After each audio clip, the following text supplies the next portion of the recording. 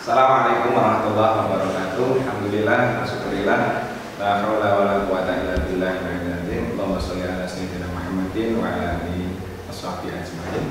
Bersyukur kepada Allah, Tuhan pencipta alam semesta, pada siang hari ini kita dipertemukan dalam keadaan sehat.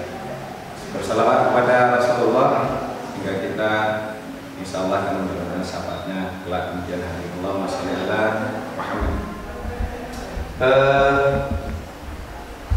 Saya berterima kasih diberikan waktu untuk bertemu dengan orang-orang hebat yang hari ini sesuai jadwal akan mengikuti pelatihan dasar kepemimpinan siswa SMK Negeri 88 OSIS dan ekstrakurikuler. Jadi saya sangat bersyukur dipertemukan dengan anda semuanya yang insya Allah kelak saya doakan menjadi orang-orang yang berhasil, sukses, orang-orang hebat. Perkenalkan, yang belum kenal, saya adalah Mas Slamet Winarto, guru teknik mekatronika, diberi tugas tambahan sebagai wakil sarana prasarana. Di hari ini akan menyampaikan materi terkait dengan lingkungan hidup atau lingkungan khusus di SMK Negeri 88. Judul materinya adalah ini,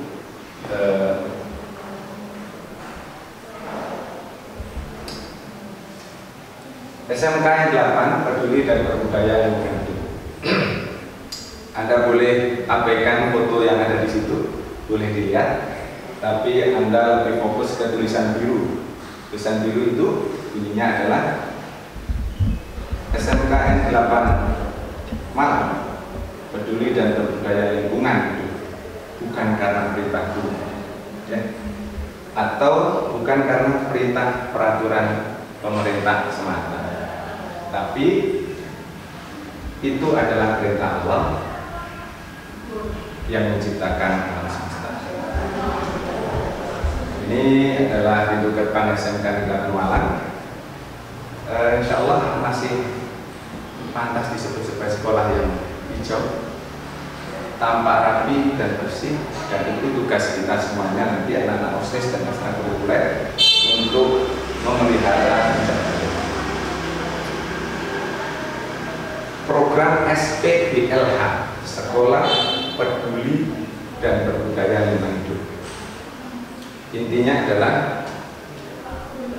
perubahan perilaku. Intinya adalah pada perubahan perilaku.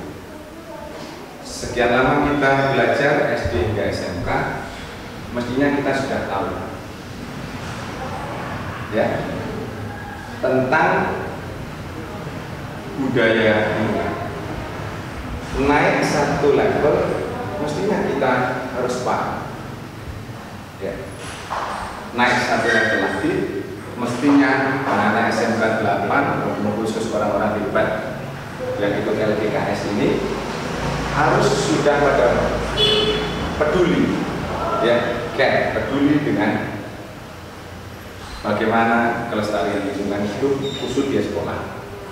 Tidak hanya peduli, tidak hanya empati, tidak hanya bersuara. Satu level lagi, anak-anak SMK 8 harus sudah beraksi nyata, ya. Aksi nyata itu yang penting. Tidak hanya cukup tahu, paham, peduli, tapi harus aksi. Sehingga setelah kita terbiasa beraksi untuk melakukan kebaikan, yaitu merawat lingkungan kita, maka kita harus advokasi, kita harus tadakwahkan, kita dampingi saudara-saudara kita yang lain, teman-teman kita yang lain, untuk bersama-sama menjaga lingkungan SMK kita. Gerakan Sekolah Peduli dan Berbudaya Lingkungan, kalau diartikan seperti biasa, yaitu aksi kolektif secara sadar, jadi bersama-sama, sukarela, melibatkan banyak orang, ya. Kalau SMK 8 melibatkan banyak stakeholder yang ada di SMK 8, semuanya yang terlibat.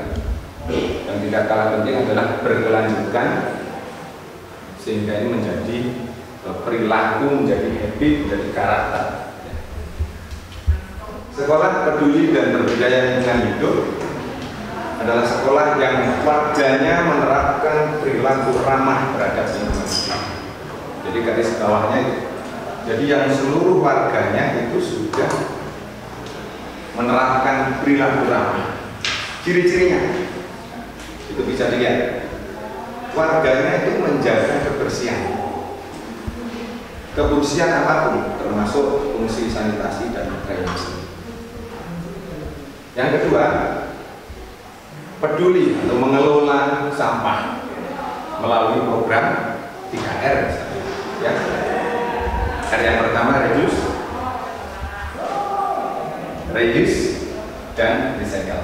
Yang ketiga melakukan penanaman dan pemeliharaan pohon.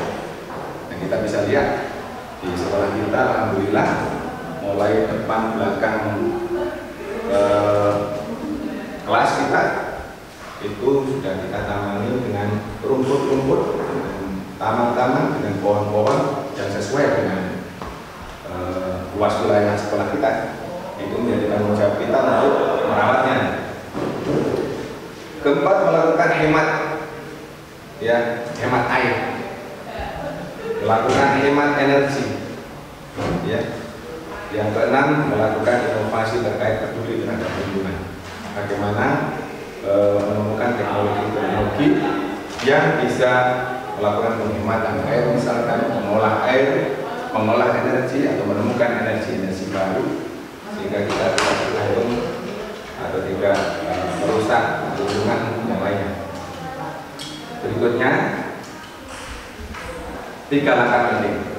Yang pertama itu adalah merencanakan, yang kedua melaksanakan gerakan SPBL. Apa SPBL tadi adalah sekolah peduli dan berbudaya lingkungan hidup.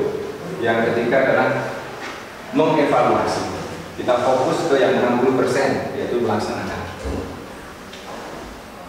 Pelaksanaan gerakan di sekolah kita itu harus sudah terintegrasi dengan pelajaran-pelajaran. Matematika juga bicara dari lingkungan, fisika bicara lingkungan, IPA bicara lingkungan, dan pelajaran Pak Selamat sendiri teknik dasar elektro dan listrik itu juga menyampaikan tentang lingkungan, ya, bagaimana mengelola baterai bekas, bagaimana memanfaatkan teknologi fotovoltaik, tenaga surya, dan lain sebagainya. Eskul juga berperan dan kebiasaan-kebiasaan yang baik, jadwal untuk anak-anak eskul untuk melakukan piket peduli lingkungan harus kita jalankan. Nah, ini adalah kebersihan lingkungan. Bayangkan kalau kantin kita bersih seperti itu kan nyaman. Ciri-ciri orang beriman seperti itu. Bayangkan kalau ada aktivitas anak-anak setiap Jumat misalkan bersihkan selokan, ya itu kan peduli. Ya, sanitasi kita perhatikan. Kemudian mengolah sampah, mulai dari mengurangi sampah. Kemudian kalau ada sampah yang kita buang atau kita tempatkan pada tempat yang benar, yang sesuai. Kalau plastik ya kumpulkan dengan plastik. Dan piket-piket itu harus berjalan, atau tenaga outsourcing yang ada di sekolah akan berjalan menindaklanjutinya. Termasuk memanfaatkan sampah-sampah daur untuk menjadi kompos, memanfaatkan limbah dari hasil untuk menjadi bahan untuk isi ulang aki, cairannya aki, ya. Berikutnya penanaman pohon melalui pramuka untuk bisa diaktifkan itu anak-anak PA juga bisa ikut hadir, anak-anak OSIS juga bisa. Kalau tidak bisa menanam maka memelihara. Kalau tidak menggugurkan tanahnya, memupuk dan lain sebagainya. Nah, ini salah satu inovasi dari teman-teman yang diharapkan sekolah, misalkan untuk mengendalikan air, ya. Ada taman, kalau kering dia akan disirami, kalau sudah cukup lembab dia akan berhenti misalkan. Ada inovasi lagi yang ada di lantai 3 sana, tenaga surya yang digunakan untuk menggerakkan pintu gerbang sekolah kita.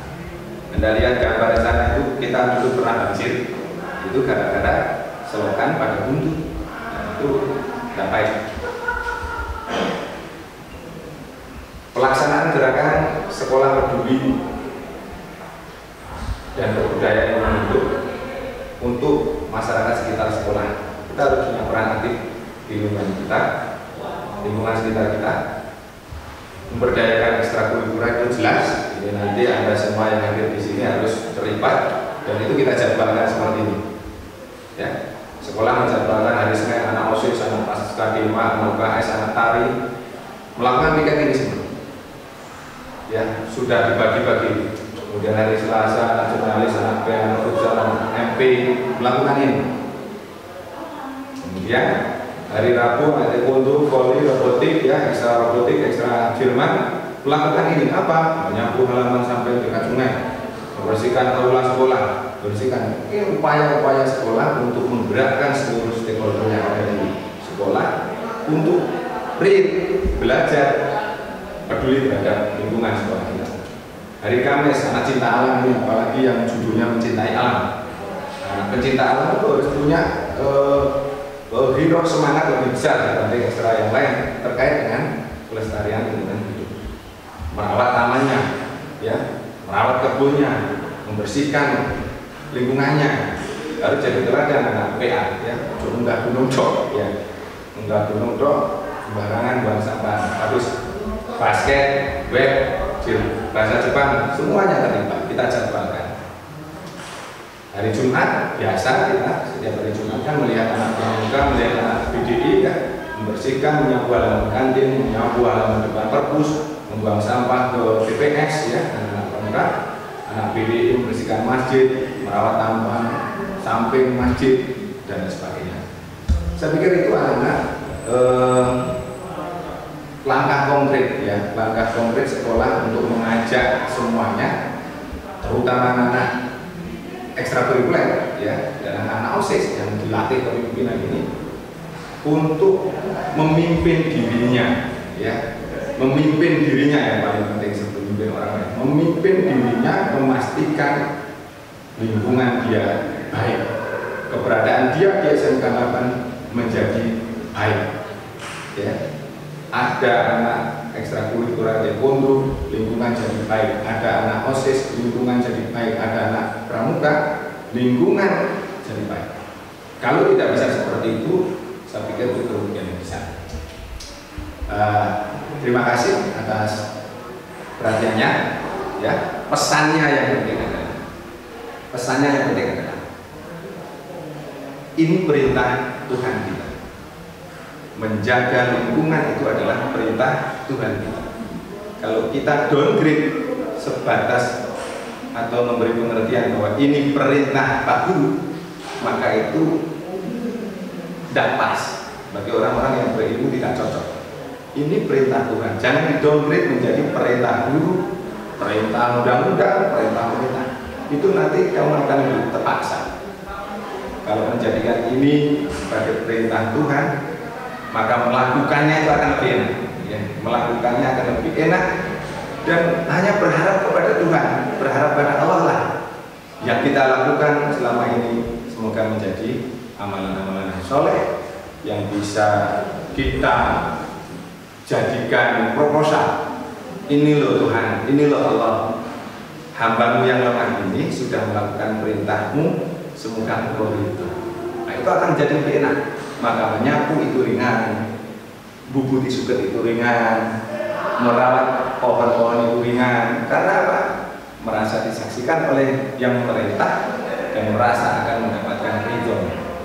Demikian anak-anak, sukses selalu untuk kita semuanya, sukses selalu untuk kalian khususnya menjadi pemimpin-pemimpin hebat mulai setelah LPKS hingga nanti cita-cita tercapai. Mohon maaf jika ada kurang lebihnya. Assalamualaikum warahmatullahi wabarakatuh.